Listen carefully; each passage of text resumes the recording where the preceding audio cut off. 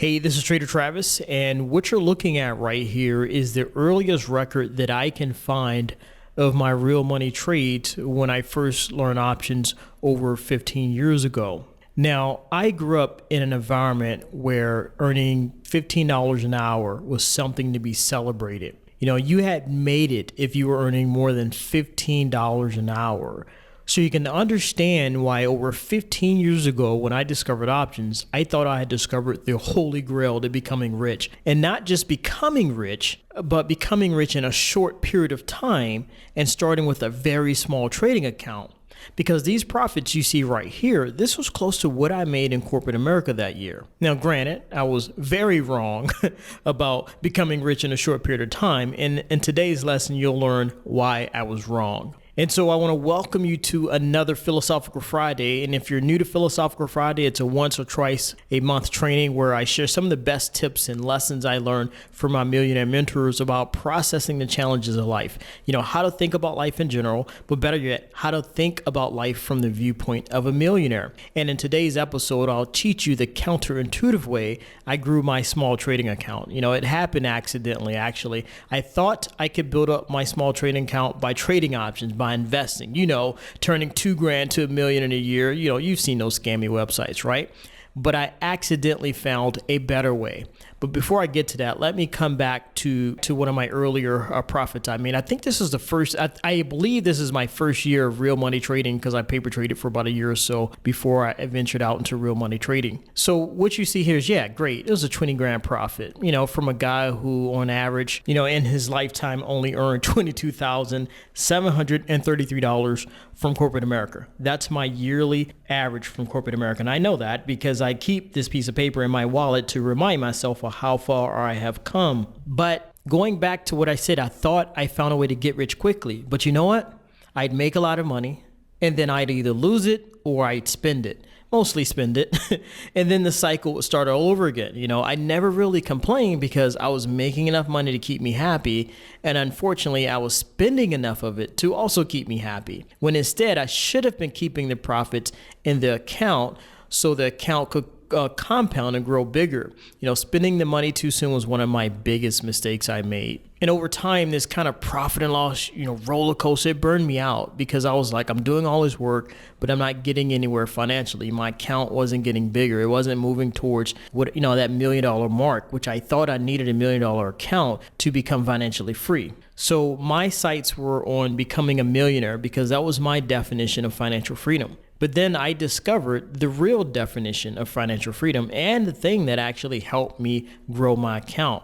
And I show you that thing here in a few minutes, but let me show you two examples here of growing a small trading account. Now, this is what people hope I can teach them. People hope I can teach them how to take $2,000, double it every year. You know, 4 years, you have 32 grand. Or like the email I received the other day, this guy was like, if you're not tripling your account every year, you're doing something wrong. If I was to triple, look, you can't even do it. This website won't even let me do a 300% return on investment. It says less than 100%. So anyway, you can imagine what it would be if you could triple your account every single year. But this is what I actually teach people. You know, earning maybe 32 grand a year. This is if you're skilled. Ideally, if you're a new trader, your first goal should be to break even, not lose money. Your next goal should be to beat the S&P. And then over time, yeah, you want to earn 15, 30, 40, 50% a year on your money if you can. Hard to do on a consistent basis. And Warren Buffett, the world's richest investor, has shown that earning 20% plus on your money is not impossible. So even if you did earn 32% a year on your money, starting with $2,000, it'd take you 10 years before your account was large enough to really make a difference in your finances. You'll see what I mean by this 32 grand difference, you know, how it can make a difference in your finances in a second. But let me move from theory to reality and teach you how I personally grew my small trading account. And I did it with this number. So what is this number? Well, this is how I grew my account. I made monthly deposits of money that were close to this figure you see on the screen here. But where did I find this extra $2,200 a month? Well, I had a mentor help me find it. This mentor was Dave Ramsey, and I took his Financial Peace course here, and this course teaches you how to get out of debt. Now, most likely you are making more money than I was at that time.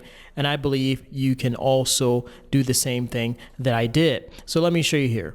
This $22 figure is a rough estimate of what we're paying each month in debt payments. I say rough estimate because we've been out of debt for years and I honestly do not remember all of what we paid. It's just one of those things you try to forget. You forget, you want to forget the bondage of financial slavery you used to be in. So once you get out of debt, you move forward and focus on the future. But what I can tell you, it was probably a lot higher than this $2,200 figure you see here on the screen. So you get out of debt. That frees up $2,200 a month. You put that in a bank account, 6 months of saving, that's $1,300 trading account, 14 months of saving, $31,000. And the crazy and ironic part about this all is I have been trading options for probably close to 7 years before I heard about Dave Ramsey. Yet in those 7 years, I never became a millionaire and I was never able to beat the debt monster. But after I hired a mentor who specialized in teaching people how to get out of debt, we got out of hundreds of thousands of dollars of debt in a few years, 4 to be exact. It took us about 2 years to get out of consumer debt and then another 2 years to pay off the mortgage we had at that time. So we grew our small trading account by getting out of consumer debt. And then my wife also got an extra job. Then with this $30,000 trading account, you can easily grow that to a 6-figure account in about 4 years, as you can see here. And I want to point out something that's probably not so obvious to people, and that is, learning how to trade to me is like learning how to be a doctor. It's a highly technical skill. It's not something you can just pick up overnight, but getting out of debt it's way simpler. So in my opinion, you have a higher probability of success if you choose to get out of that path to building your trading account versus let me trade options to build my trading account. And if you're listening to this and you're a student in my program, then at one time or another, I tell every one of my students they should get out of debt. And some ignore me. And then they spend 2 years trying to, trade a small account up to a large one, and most fail. So they spend 2 years. They spend 2 years spinning their wheels going nowhere. Yet, if they had just committed 2 short years to getting out of that debt, then a year later, they could have this almost $32,000 trading account in an amount they most likely won't get to by trading. Again, by getting out of debt, I could get to the $31,000 or $32,000 trading account in about 3 years. 2 years to get out of debt and a year saving money. And that's starting from zero. Yet, starting with $2,000, as I showed you here earlier, $2,000 earning 32% a year, it would take you 10 years to get to that same $32,000. So 3 years to get to $32,000 to get out of debt way, or you can take 10 years to get to the same $32,000 by trading your way up to that amount. But then it probably won't make a big difference to you, even if you can grow it to the 6 figures here, because guess what? Whatever profits you made will be eaten up by all the debt that you're paying. So now, can you understand why I feel that getting out of debt is the best return on investment you can ever have? And as an added bonus, it gives you peace of mind that many people don't have. And if you study, I was reading this, what was it called? Some website last night. It was a young girl, Paula Pant, I think is her name. AffordAnything.com, I think is a website. And if I'm wrong about that, I'll put it on the screen. But if you study closely people who became financially free in a short period of time, you will begin to see all, if not most of them, got out of debt and then saved a ton of money once they were out of debt. And for me as a coach, the unfortunate part and what makes me sad is that, even after watching this video, I know some people will avoid getting out of debt because it's hard.